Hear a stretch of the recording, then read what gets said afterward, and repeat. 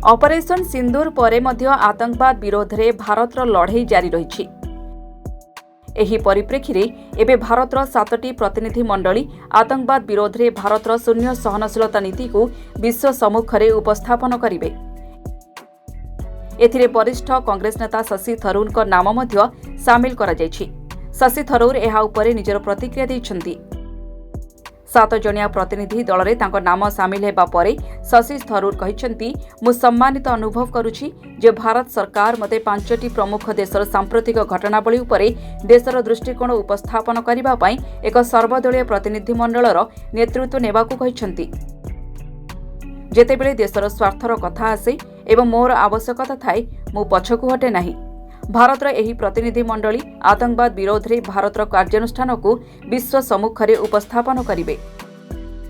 एहा सहित एहा पाकिस्तान रो मिथ्या दाबीर मध्य पर्दाफाश करिबो। पाकिस्तान दाबी करे जे एहा आतंकवाद को प्रश्रय दिए नाही।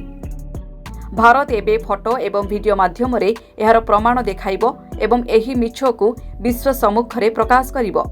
ऑपरेशन सिंदूर अधीन रे भारत पीओके रे 9टी आतंकवादी अड्डा को टार्गेट करिथिला। एथिरे 100 रु अधिक आतंकवादी निहत होइथिले। भारतीय सेना मध्य समस्तक सम्मुख में एहार प्रमाण उपस्थापन करिथिला।